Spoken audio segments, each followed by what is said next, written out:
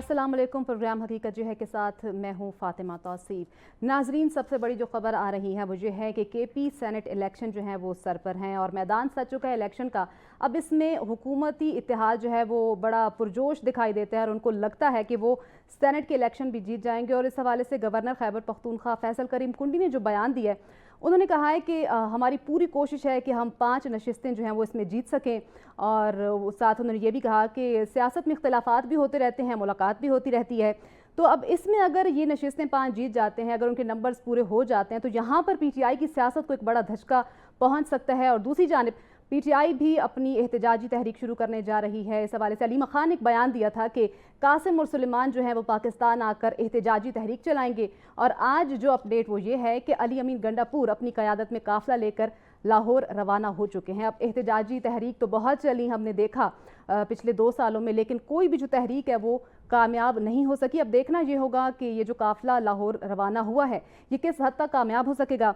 दूसरी बात हम करेंगे, जो एक फेक न्यूज़ की हवा चली है पूरी दुनिया में ही चली और पाकिस्तान इसका बड़ा शिकार रहा है। पड़ोसी मुल्क से भी हमने देखा कि सोशल मीडिया के जरिए गलत खबरें फैलाई जाती हैं। इस हवाले से जो सबसे बड़ी फेक न्यूज़ आजकल चल रही है वो ये है कि फील्ड मार्शल के बारे में कहा जा रहा है कि वो सदारत के ख्वाह हैं, लेकिन वज़ीर आज़म की जानिब से भी तरदीद की गई और इस साबित किया गया कि ये फेक न्यूज़ है, ऐसी कोई ख्वाहिश नहीं रखते। और दूसरी जानिब जो हमने देखा कि बलूचिस्तान में एक अफसोसनाक वाक़या पेश आया, वही पंजाबियों को लेकर जो बसों से उतारकर मुसाफिरों को कत्ल किया गया, उनकी काफ़ी लोगों की शहादतें हुई। और उसमें फिर हमने देखा कि उनके घर वाले भी इस जो खबर सबसे अफसोसनाक ये थी कि बेटे की वफ़ात का सुनकर, उसकी शहादत का सुनकर एक बाप भी इस सदमे को बर्दाश्त ना कर सका और वो चल बसा। और दूसरी तरफ हम बात करेंगे शुगर मिल्स मालिकान की कि चीनी जो है ज़ाहिर सी बात है एक अहम ज़रूरत है, हर घर में इस्तेमाल होती है, हर खाने में इस्तेमाल होती है और दिन ब दिन महंगी होती जा रही है। और इसको कंट्रोल करने के लिए कोई हुकूमती इकदाम जो है वो काम नहीं कर पाते। और ये हमेशा से, आज से नहीं, हमेशा से रहा है। तो क्या वजह है कि शुगर मिल्स मालिकान पर हाथ नहीं डाला जाता? टैक्सेस की हम बात करते हैं तो टैक्सेस के हवाले से भी शुगर मिल्स मालिकान पर हाथ नहीं डाला जाता, कीमतें कंट्रोल नहीं कर पाती इंतज़ामिया। इन तमाम टॉपिक्स पे आज बात करेंगे। इस बात करने के लिए हमारे साथ मौजूद होंगे सीनियर तज्जियाकार फैसल इदरीस बट। सर बहुत शुक्रिया। सर सबसे पहले हम बात करेंगे केपी सेनेट इलेक्शन का जो है मैदान सज चुका है। अब हुकूमती इत्तेहाद जो है वो बड़े इसमें पुरअज़्म दिखाई देते हैं, उनको लगता है कि वो जो है सेनेट के इलेक्शन जीत जाएंगे और तहरीक अदम एतमाद लाई जा सकती है। और दूसरी जानिब हम देख रहे हैं कि पीटीआई भी बड़ी मुतहरिक हो चुकी है, उन्होंने अपनी एहतजाजी तहरीक शुरू कर दी है। अलीमा खान ने ऐलान किया है कि कासिम और सुलेमान आएंगे और एहतजाजी तहरीक शुरू करेंगे। इस सारे टॉपिक को आप किस तरह से देखते हैं, सारे मामले को किस तरह से देखते हैं कि वाकई तहरीक कामयाब हो पाएगी, सेनेट इलेक्शन में जो है हुकूमती इत्तेहाद जो है नंबर्स पूरे कर सकेगा, तहरीक अदम एतमाद लाई जाएगी? बिस्मिल्लाहिर्रहमानिर्रहीम। शुक्रिया फातिमा। अर्ज ये है कि 5 अगस्त को तहरीक शुरू होनी थी। बानी पीटीआई ने कहा था कि 5 अगस्त को जो है एहतजाज होगा, कासिम और सलमान पाकिस्तान आएंगे। मुझे तो ये नहीं दिख रहा कि कासिम और सलमान पाकिस्तान आएंगे। अलीमा खान की इस बात में कोई सदाकत नहीं लगती, क्योंकि जमायमा जो है वो कासिम और सलमान को भेजने के लिए नीम सी रजामंद है, बल्कि रजामंद ही नहीं है। तो दूसरा ये कि कल भी हमने प्रोग्राम में बात की थी कि कासिम और सलमान ने पाकिस्तान आने से पहले अमेरिका जाना है और अमेरिका जाकर अहम मुलाकातें शेड्यूल करनी हैं और फिर मुलाकातों के बाद उन्होंने पाकिस्तान आना है। जाहिर बात है कोई गारंटियाँ लेनी होंगी कि उन्हें गिरफ्तार ना किया जाए, जिस तरह हमारे सीनियर पॉलिटिशियन हुक्मरान जमात के अरकान ये कह रहे हैं कि अगर कासिम और सलमान पाकिस्तान आए तो उन्हें फौरी हिसार में लेके उनकी एम्बेसी में भिजवा दिया जाएगा और यहाँ डिपोर्ट कर दिया जाएगा। डिपोर्ट करने के लिए ज़रूरी है कि वो कोई वायलेशन में मुलविस हों। अगर वो वायलेशन में मुलविस नहीं है तो उन्हें डिपोर्ट नहीं किया जा सकता। तो हुकूमत मेरा ख्याल है मुख्तलिफ ऑप्शंस पर गौर कर रही है और मेरा ये ख्याल है कि अली अमीन गंडापुर ने ये जो एहतजाजी सिलसिला शुरू कर रखा है, जो खैबर पख्तूनख्वा से वो 300-400 गाड़ियाँ लेके कभी वफाक पे हमलावर हो जाते हैं, कभी वो पंजाब पे हमलावर हो जाते हैं, ये बात जो है ये अब काबिल बर्दाश्त नहीं रही। अली अमीन गंडापुर ने 300-400 गाड़ियों का काफिला निकाला वहाँ से, पेशावर से हुकूमत में है, वजीर आला निकाला जा सकता है। उनके अरकान असम्बली ही लगा लें, उनके 2-2 4-4 गाड़ियां और लगा लें तो बस 400 गाड़ियों का काफिला बन जाता है। वो लेके वो लाहौर आ टपके, उन्हें लाहौर रास्ते में जीटी रोड पे पुलिस जो है एज चीफ मिनिस्टर ही ट्रीट करती रही और वो लाहौर आ गए। अब बात ये है कि इसमें 2-3 चीजें वो उन्होंने कैच करवाई अली मीन, इसमें पीटीआई को नहीं मुझे लगता कोई फायदा होने वाला, इसमें अली मीन गंडापुर की जात को फायदा होने वाला। अली मीन गंडापुर ये कहते हैं, अली मीन गंडापुर पे काफी अरसे से ये इल्जाम आयद हो रहा है कि पंजाब की जो पीटीआई की क़यादत और वर्कर्स हैं वो ये कहते हैं कि सारे क्राइसिस और सारी मुसीबतें जो हैं पंजाब में हमने सही हैं और पंजाब में हमारा पुरसाने हाल ही कोई नहीं। जिस तरह कि आपको पता है शाह महमूद कुरैशी, उमर सरफराज चीमा, यास्मीन राशिद, महमूद रशीद, इजाज चौधरी, ये सब इस वक्त क्राइसिस में हैं, लंबे अरसे से जेलों में हैं। आज तक पीटीआई का कोई ओहदेदार, सलमान अकरम राजा ही बन के लाहौर से ही उनका ताल्लुक है, तो और कोई वर्कर ओहदेदार आज तक ये नहीं कर सका कि वो जाके उनसे कोटला लखपत जेल लाहौर में मुलाकात कर सके, खैर उनका हौसला बढ़ा सके और उनको कोई तसल्ली दे सके। कोई बुकला का पैनल जो है उनकी वकालत करने के लिए पीटीआई के प्लेटफॉर्म से मौजूद नहीं है। और शाह महमूद कुरैशी जो है वो वाइस चेयरमैन है पार्टी के। ये कैसी मंतक है कि एक तरफ चेयरमैन को मिलने के लिए पूरे पाकिस्तान के पीटीआई के अरकान असम्बली, वजीर आला, वजीर मशीर, वो सब कोशिश कर रहे हैं कि बनी पीटीआई से उनकी मुलाकात हो और वो अपने जाके नंबर टांगे। इसका मतलब ये है पार्टी में डिक्टेटरशिप है। इसका मतलब ये है कि वो लोगों के बारे में तो बात करते हैं, उन्होंने वन मैन शो रखा हुआ, ये सारे एंकर्स भी बात करते हैं, ये सारे पार्टी के लोग भी, पीटीआई के लोग भी बात करते हैं कि तहरीक इंसाफ तो सिर्फ इमरान खान से है और तहरीक इंसाफ में इमरान खान है तो तहरीक इंसाफ है। तो ये मैं नहीं समझता कि ये कोई जमहूरी तरीका है, जमहूरी असूल है, ये तो बादशाहत है। ये तो बादशाहत को कंडेम करके तो जमहूरियत को मुतारफ करवाया गया था। ये हमारे इस्लाम के दौर से शुरू हुआ। आप देखें ना, आप सरकार सल्लल्लाहु अलैहि वसल्लम की विसाल के बाद हजरत उमर रज़ियल्लाहु अन्हा को जो इक़्तिदार मिला था, सर, उस वक्त से ये शुरू हुआ।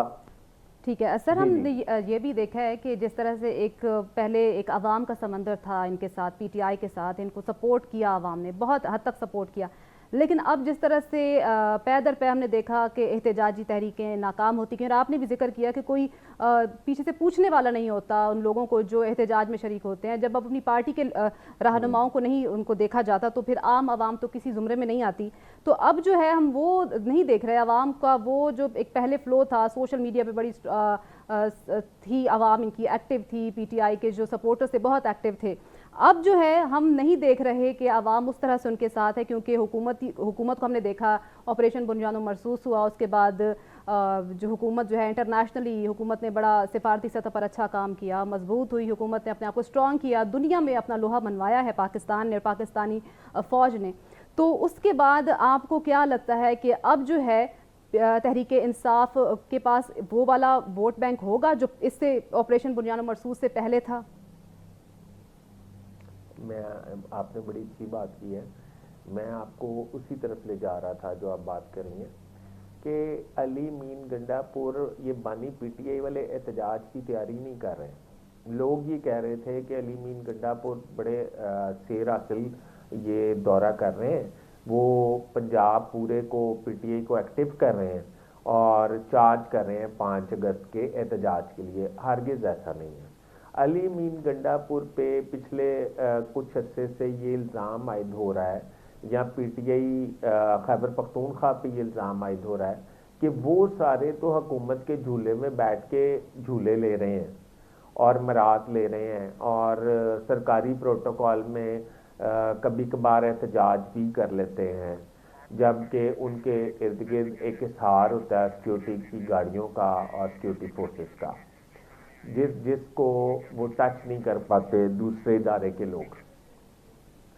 अच्छा, पंजाब में इस तरह नहीं है। पंजाब में जब एहतजाज के लिए निकलते हैं उन्हें घर से उठा लिया जाता है, उनके मुख्तलिफ प्रॉब्लम्स होते हैं, उन पे मुकदमात दर्ज होते हैं, और जब मुकदमात दर्ज होते हैं वो जेलों में जाते हैं, तो ना उनके पास कोई कानूनी मामलत के लिए कोई पीटीआई को सपोर्ट करती है, क्योंकि वो तो सारे खैबर पख्तूनख्वा की पीटीआई ने करने हैं।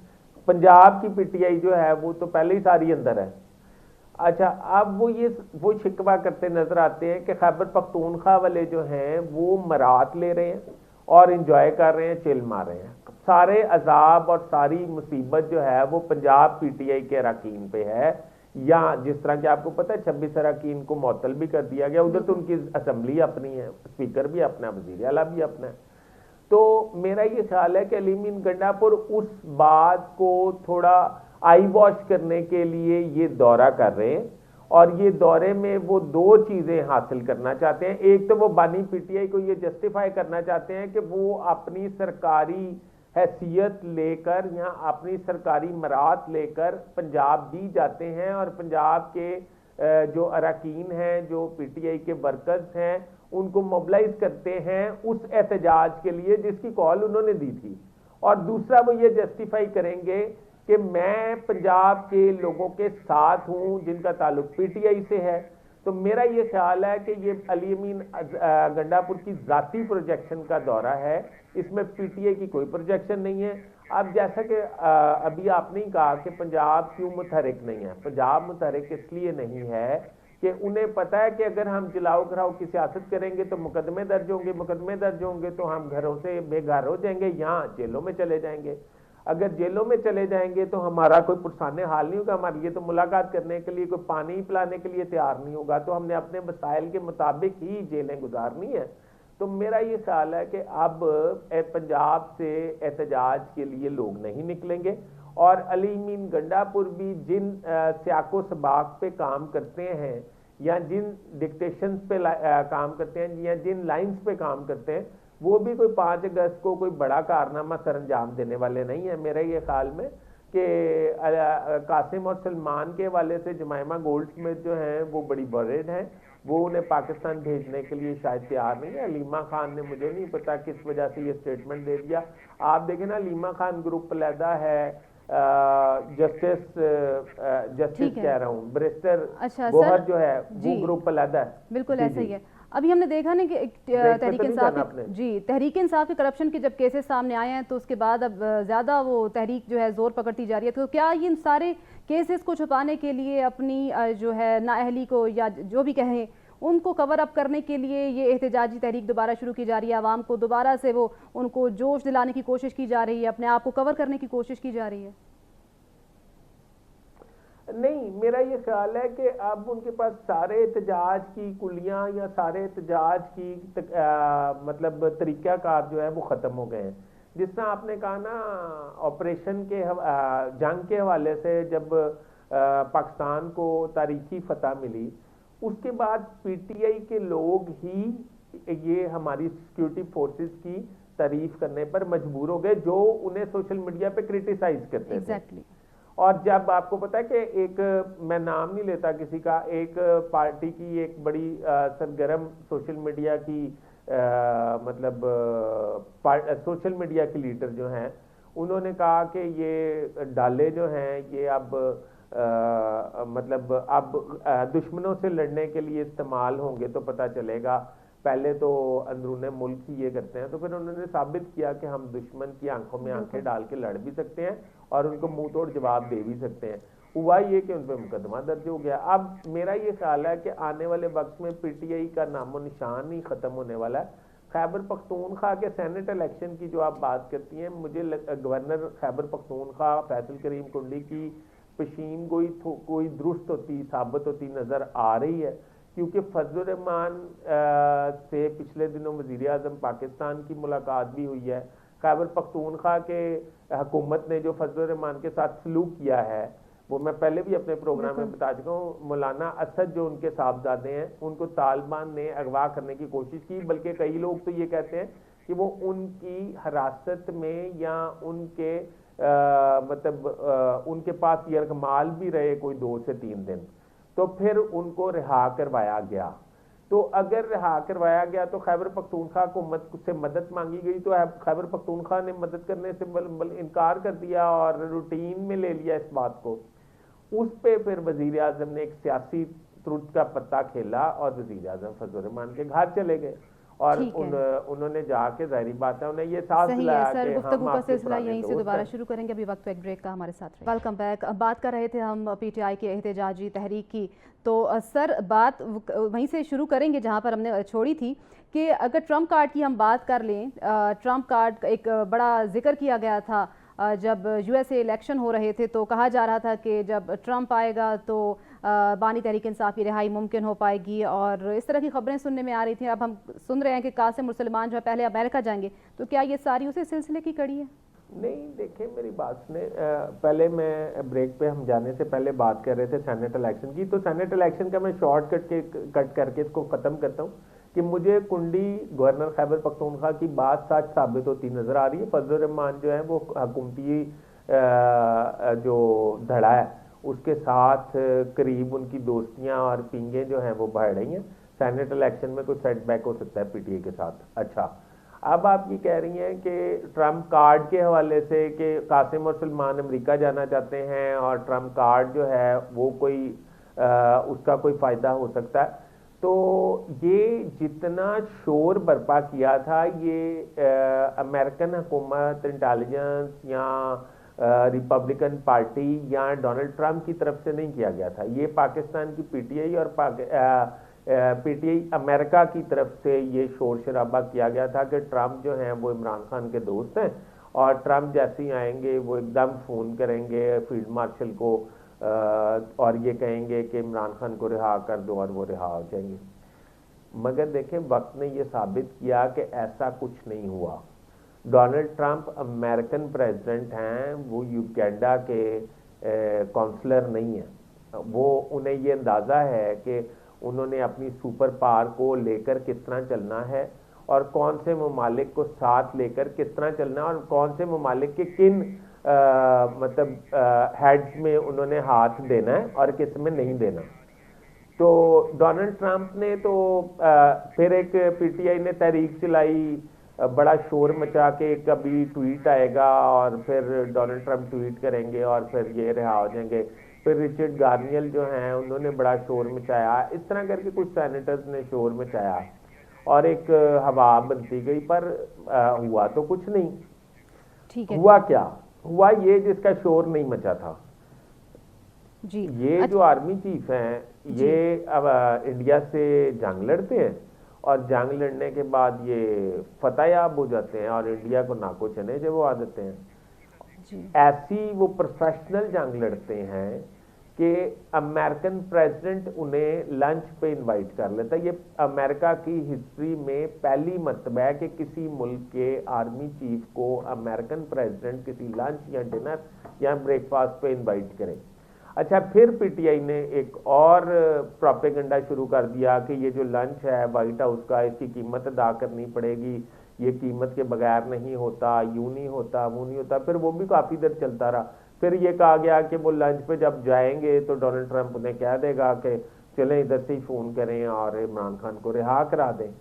तो ऐसा तो कुछ नहीं हुआ। जो एमी शाहिदीन हैं या जो रावी हैं उस मुलाकात के जी, उन्होंने उस मुलाकात के बारे में बताया कि वहाँ पे कुछ पाकिस्तानी बिजनेसमैन ने डोनाल्ड ट्रंप के सामने ये बात करने की कोशिश की कि बानी पीटीआई के साथ बड़ी उनकी मतलब ज्यादतियाँ हो रही हैं। तो डोनाल्ड ट्रंप आगे से मुस्कुराए और उन्होंने कोई जवाब नहीं दिया इस बात का। सही है। बानी पीटीआई की रिहाई की बात ही करते हैं सर। अगर हम देखें तो इंडिया के साथ हमारा जो कॉन्फ्लिक्ट चल रहा है उसमें अभी कोई उम्मीद नहीं है वो दोबारा भी, जिस तरह भारत की तरफ से धमकियां आती रहती हैं, हालात ख़राब ही हैं मुल्क की सतह पर हम देखें तो दोबारा भी जंग के इम्कानात हो सकते हैं। सीज़ फायर हुआ है और मोदी ने खुद कहा है कि अभी फ़िलहाल हमने इसको रोका है, ख़त्म नहीं किया। तो क्या आपको क्या लगता है कि पीटीआई जो है इन तमाम हालात में, पीटीआई के जहन में कुछ ऐसा चल रहा है, बानी पीटीआई के जहन में या ओवरऑल पीटीआई की ये जो तहरीकें हैं इनको देखा जाए, हुकूमत को इन हालात में प्रेशराइज करना, उनको लगता है कि अगर इस सारे सिनेरियो में अगर पीटीआई की तरफ से दबाव पड़ता है, हुकूमत पर प्रेशर पड़ता है, तो फिर बानी तहरीक इंसाफ की जो है वो रिहाई मुमकिन हो पाएगी? क्या ऐसा आपको लगता है कि पीटीआई की तरफ से कुछ ऐसी सोच है? देखें, एक बड़ी खूबसूरत बात है कि हमारे अब ये जो शोबा सहाफ़त है, ये भी बेचारा अब टके टोकरी हो गया। उसकी वजह ये है कि मैं कहीं से लाइन लेता हूँ, आप कहीं से लेती हैं, कोई कहीं से डिक्टेशन लेता है, कोई कहीं से, अपनी विजडम इस्तेमाल नहीं करते हैं। आपको याद है कि एक बड़े सीनियर जर्नलिस्ट जिनकी मैं बड़ी रिस्पेक्ट करता हूँ, उन्होंने एक बहुत बड़ी चवल मारी जब इंडिया के साथ टेंशन शुरू हुई और इंडिया ने जहारियत की पाकिस्तान के साथ। उन्होंने कहा कि एक मुल्क की ताकतवर तरीन शख्सियत जिसका ताल्लुक सियासत से नहीं है, तो ताकतवर तरीन शख्सियत DGIS है या आर्मी चीफ ही हो सकते थे। वो जेल में गए अडयाला और उन्होंने बानी PTI को ब्रीफिंग दी मौजूदा हालात के हवाले से। इसी तरह की ब्रीफिंग थी जैसे वज़ीर आज़म को दी जाती है, हेड ऑफ द स्टेट्स को दी जाती है। तो उन्होंने इस पे हामी भरी और उन्होंने रिक्वेस्ट की कि आप हमें इस वक्त में साथ दें, और उन्होंने इस पे हामी भर ली कि हम आपका साथ देंगे, और फिर उन्होंने कहा कि आपकी रिहाई जो है वो भी हम कराते हैं, और इस तरह की बातें मिलती जुलती। तो हुआ क्या, लोगों ने उसको ट्रोल करना शुरू कर दिया। इस हद तक गए कि मतलब मैंने कुछ गैस करना शुरू कर दिया, आपने कुछ गैस करना। बड़े बड़े सीनियर जर्नलिस्ट जो हैं उन्होंने कहा कि एक ताकतवर तरीन शख्सियत की मुलाकात, वो उसकी चिड़िया खबर ले आई, उसका कबूतर ले आया, उसका जो है मतलब अब मेरे मुंह से कुछ और निकलने लगा था। हुआ ये कि आप देखें ना कितनी फेक न्यूज़ चल रही हैं। इस पे हमारा आज टॉपिक है, आगे चल के बात करेंगे वैसे। तो मकसद ये है कि ये इस हद तक तो ठीक है कि हमारे रोटी रोजी जो है वो लगी रहे, हमारी रेटिंग ज़्यादा हो जाए, हमारे व्यूज़ ज़्यादा हो जाए, इस हद तक तो ठीक है ये बात कहने के लिए कि वो बानी PTI जब टेंशन है तो फिर बानी PTI प्रेशराइज करेंगे तो वो बाहर आ जाएंगे। बानी PTI या PTI की अब वो कैपेसिटी नहीं रही। मैं ये मानता हूँ कि आज से 2-3 साल पहले अगर ये वक्त होता तो शायद ऐसा मुमकिन होता। अब ऐसा मुमकिन नहीं है। अब जो नज़र आ रहा है वो PTI का कोई बंदा मुझे एहतजाज में निकलता नज़र नहीं आ रहा।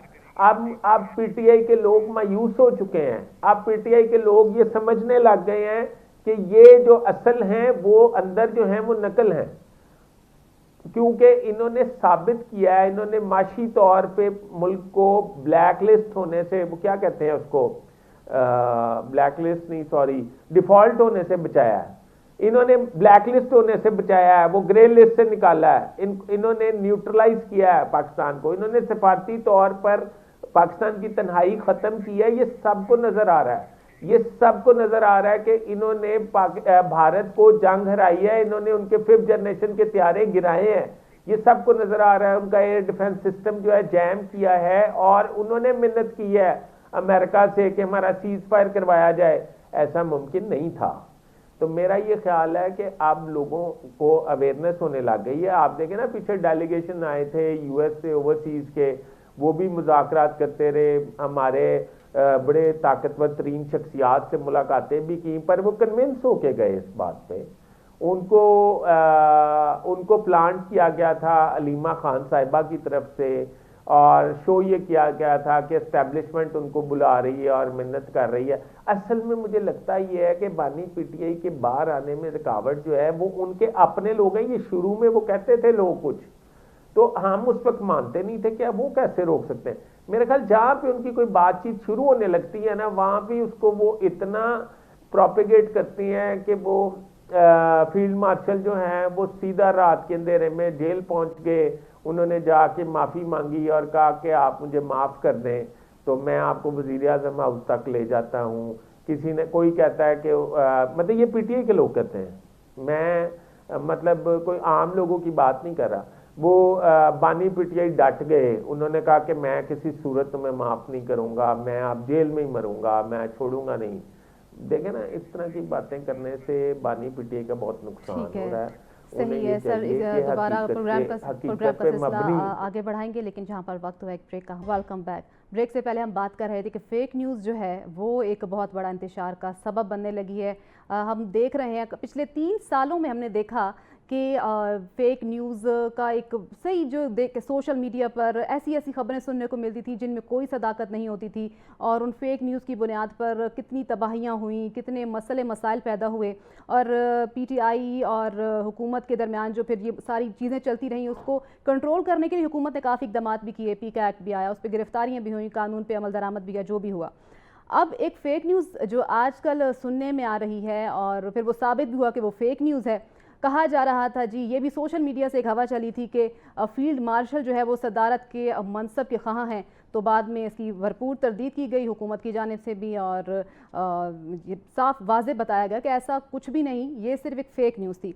तो सर कहिएगा कि इस फेक न्यूज़ को आखिर किस तरह से कंट्रोल किया जाएगा? पीका एक्ट भी बना, बहुत से कवानीन बनाए गए, उन पर अमल दरामद कराने की कोशिश भी की गई, लेकिन ये कंट्रोल कैसे होगा? मेरा ये ख्याल है कि जो पीका एक्ट बना है उसके तहत किसी 1-2 साफियों को जो है ना वो सजा हो जानी चाहिए। ये जो आजकल साफी समझते हैं ना कि वो बड़े इंफॉर्मेटिव हैं, हमें चक्कर देने की कोशिश करते हैं कि मैं बड़ा सीनियर हूँ, मैं बड़ा अथेंटिक हूँ। एक जर्नलिस्ट जो है जिसने ये खबर दी है वो बहुत ढिठाई से अपनी खबर पे अड़ गया। वो ये कहता है कि ये देखे चंद दिन में ऐसा हो जाएगा। मेरे से बहुत लोगों ने ये सवाल पूछा कि फील्ड मार्शल सदर जो हैं वो बन रहे हैं और ये देखें कुछ दिनों में क्या होता है, वो सदर बन जाएंगे और ये हो जाएगा और वो हो जाएगा। तो मैंने ये सोचा कि मैं उन्हें फिर एक ही बात पूछता था कि मतलब कोई पुलिस का आईजी जो है या मिनिस्टर जो है सूबाई या वफाकी, वो काउंसलर बनने में कितना इंटरेस्टेड होगा, ठीक है ना। तो बात ये है कि ये तो समझ में आ सकता है कि सदर जो है वो वज़ीर आज़म बनना चाहता है, वज़ीर आज़म सदर बनना चाहता है, ये नहीं समझ में आता। और हमारे मुल्क में फील्ड मार्शल सदर बनना चाहता है, ये तो बिल्कुल ही समझ में नहीं आता। अच्छा, फिर उन्होंने इसके साथ स्टोरियां जोड़ी कि वो 3 जर्नल्स ने ब्रीफिंग दी थी वो कनाल वाक़े पे, और वो फिर सारी ब्रीफिंग लीक हो गई थी, और फिर इस वजह से ज़्यादारी। इसमें कोई हकीकत नहीं है, कोई सदाकत नहीं है, ना फील्ड मार्शल। कितनी मतलब बुरी बात है कि कितनी अफवाह मतलब फैलाई गई कि वज़ीर आज़म पाकिस्तान को इसकी तरदीद करना पड़ी। आज वज़ीर आज़म ने तरदीद सही है किया है। सर, माज़ा के साथ बात करेंगे कि अगर हम सहाफ़त की बात कर रहे हैं, आपने कहा कि 1-2 सहाफ़ियों को सज़ा हो जानी चाहिए, तो मैं भी एक सहाफ़ी हूँ।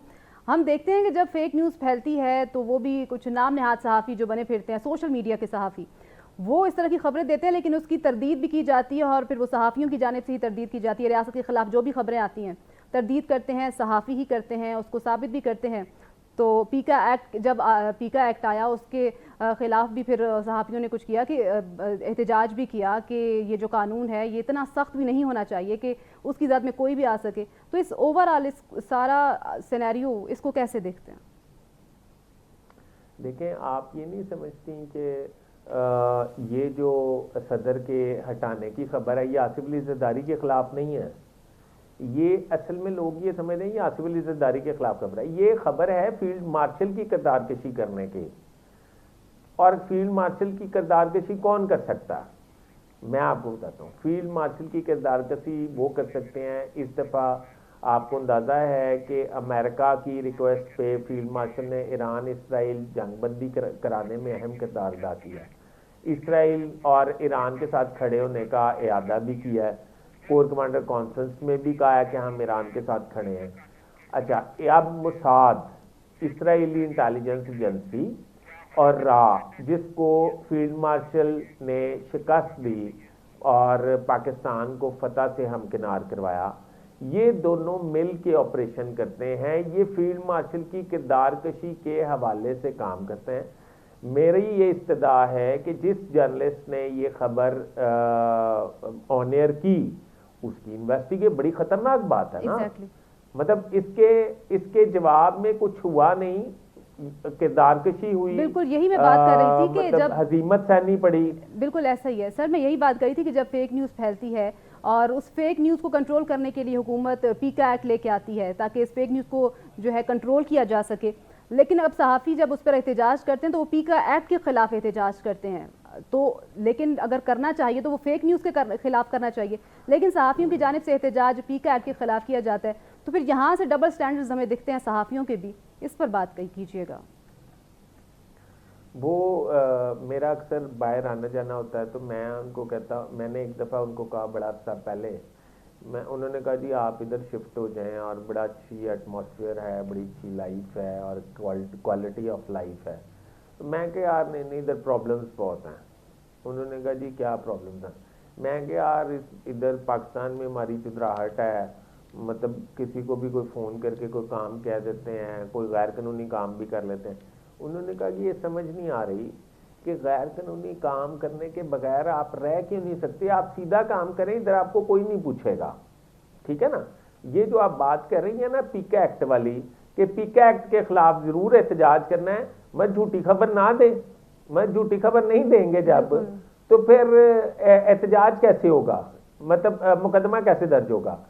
अब ये जो खबर है, अब वो जो नजम सेठी ने खबर दी थी, मैं नाम ले देता हूँ, नजम सेठी साहब ने जो खबर दी थी कि वो एक आला ताकतवर तरीन शख्सियत वहाँ गई और उन्होंने ब्रीफिंग दी, उन पे पीका एक्ट नहीं लगना चाहिए।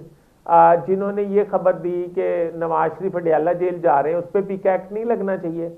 जिन्होंने ये खबर दी कि फील्ड मार्शल सदर बन जाएंगे और सदर जरदारी को हटा दिया जाएगा, उन पे पीका एक्ट नहीं लगना चाहिए।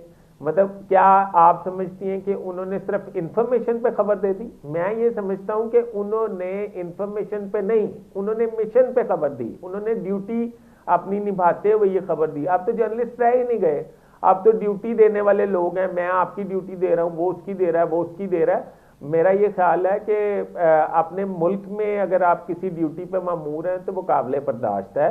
अपने मुल्क से बाहर आप देखें ना, ये फील्ड मार्शल की किरदारकशी, सदर की किरदारकशी, इसका मतलब एक मजाक उड़ाना, तमस्खुर उड़ाना, इसका फायदा जो है इंडिया को होगा ना, इसका फायदा जो है इसराइल को होगा, इसका फायदा हमारे दुश्मन ममालिक को होगा।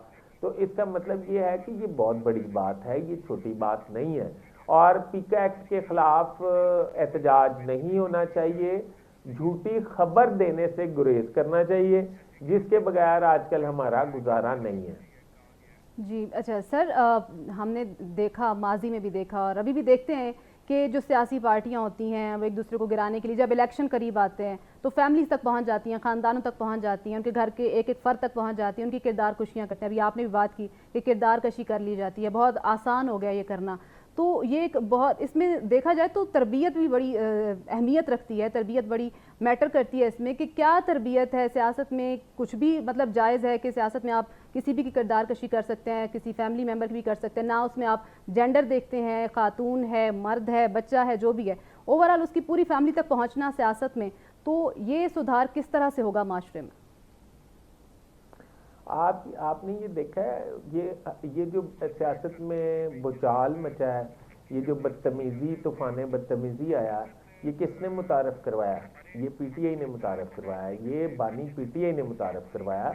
आपने लोगों में जो सुनने का, सहने का हौसला कम कर दिया, ये किसने कराया? ये बानी पीटीआई ने कराया। ये एक सोची समझी साजिश के तहत करवाया। देखे उन्होंने कितना उकसाया होगा लोगों को, पाकिस्तानियों को, कि उन्होंने 9 मई को पाकिस्तान के हसास इदारों की तनसीबात पर, उनकी शोहदा की यादगारों पर हल्ला बोल दिया, उन्हें गिरा दिया, कोर कमांडर हाउस जला दिए, जीएचक्यू पे हमला कर दिया, जो कि मतलब सोचा भी नहीं जा सकता। मतलब किसी भी मुल्क की अवाम ऐसा नहीं सोच सकती। बिल्कुल ऐसे। तो मेरा ये ख्याल है कि इस पे शायद एक दफ़ा रिव्यू करना होगा कि अब वो सियासत में तब्दीली लानी पड़ेगी कि जो बदतमीजी की सियासत है, गाली गलोच की सियासत है, उसका खात्मा जो है। और सियासत में सर हमने डबल स्टैंडर्ड्स देखे हैं, हम देखते हैं कि सियासत में डबल स्टैंडर्ड्स होते हैं। जब किसी एक पार्टी की हम किरदार कुशी खुद जब एक पार्टी कर रही होती है तब उसको सब कुछ ठीक लगता है, जायज़ लगता है, लेकिन जब अपने पे बात आती है तो फिर कानून और कार्रवाई, ये सब चीज़ें याद आ जाती हैं। तो इन चीज़ों को भी तो ठीक करना होगा। जी जी, मैं यही कह रहा हूँ कि इसमें रवादारी बहुत ज़रूरी है। जब हमने रिपोर्टिंग स्टार्ट की थी तो बड़े रवादार और खुददार और रवायात के अमीन जो सियासतदान हैं, हमने उनको कवर किया हुआ है, हमने उनको देखा हुआ है, मतलब अभी भी मौजूद हैं। मतलब आप चौधरी शुजात को ले लें, नवाज शरीफ बड़े मुतब्बर हैं आप, और ऐसे कई पॉलिटिशियन हैं। मतलब नवाबजादा नसरुल्लाह खान को हमने बड़े करीब से देखा है। नवाबजादा नसरुल्लाह खान ने सारी उम्र अपोजिशन में गुजार दी, और मेरा ये ख्याल है कि सियासत में मियाना रवि और सियासत में प्यार मोहब्बत का जो उनसर है उसको लाजमी जुज़ के तौर पर रखना चाहिए। बानी पीटीआई, मैं वाशिंगटन साथ था जब वो अरीना, वाशिंगटन हॉल में अरीना में खड़े होके नवाज शरीफ वगैरह को गालियां दे रहे थे, शरीफ बरादरान को, तेरे मैं ऐसे ही उतरवाता हूँ आके। अब इंटरनेशनल कम्युनिटी उनके वो जलसा जो है वो कवर कर रही थी। अब आप मुझे बताएं कि वो क्या सोच रहे होंगे पाकिस्तान के बारे में, जब बानी पीटीआई एक, मैं मानता हूँ वो इंटरनेशनल फिगर हैं, तो उनको बात भी तो इंटरनेशनल फिगर के अपने लेवल की करनी चाहिए। वो कह रहे थे मैं जेल से आके मैं एसी निकलवाऊंगा तुम्हारे, और जेल में जब सहूलियात जो हैं वो तुम्हें मिलेंगी, जो तुम्हारे पास सहूलियात हैं और जो तुम्हारी मुलाकातें हैं, फिर तुम्हें जेल में रहने क्या फ़ायदा है, रखने का क्या फ़ायदा है, अगर तुम्हें सारी सहूलियात 5 स्टार ही देनी है। आज अपने लिए वो 5 स्टार सहूलियात मांग रहे हैं, जिस तरह अभी आपने थोड़ी देर पहले बात की है कि कानून, ज़ाब्ता, अखलाक, फिर सबको याद आ जाता है। आज वो सारी सहूलतें मांग रहे हैं। तो मेरा ये ख्याल है कि उन्हें इस दफ़ा जेल जो उन्होंने काटी है, इसके लिए वो उनके लिए बेहतरी अल्लाह करे लाए, और उनकी तबीयत में थोड़ा ठहराव पैदा करे, और उनका ये जो ख्याल है ना कि वो नंबर 1 हैं और उनके अलावा कोई नहीं, उनका सानी कोई नहीं है, इसको उनके दिमाग से निकलना चाहिए। पार्टी में भी सारे लोग जलील इसी वजह से हो रहे हैं कि वो सिर्फ बानी पीटीआई के पीछे सारे घूम रहे हैं, जिससे मैंने प्रोग्राम के स्टार्ट में आपको बताया। बहुत शुक्रिया सर, आपने बड़ा अच्छा मैसेज दिया। आपने बात की रवैयों की, माशरे की, इखलाक की, रवादारी की, इक़दार की, तो ये चीज़ें बहुत ज़रूरी हैं।